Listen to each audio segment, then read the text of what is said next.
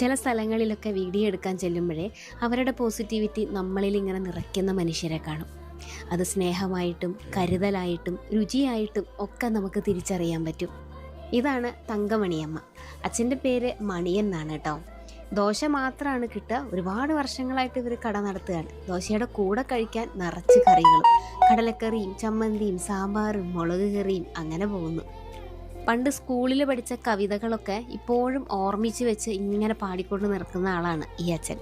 നല്ല രസമാണ് കേട്ടോ കേൾക്കാൻ. ചെന്നു ഞാൻ ആരാമത്തിൽ നവ്യമാം പ്രഭാതത്തിൽ എന്നു വാഗ്ദാനം കൊണ്ടേ നിന്നു കണ്ടുടേറ്റപ്പോൾ ചിത്രമാം ചിലന്തിതൻ വലയം ആകാശത്തിൽ എത്രയും വിശാലമായി ഉല്ലസിക്കുന്നു തോപ്പിൽ.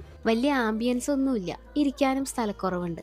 പക്ഷേ പലകയടിച്ച ഈ കടയ്ക്കുള്ളിൽ സ്നേഹത്തോടെ രുചി വിളമ്പുന്ന ഒരച്ഛനും അമ്മയുണ്ട്.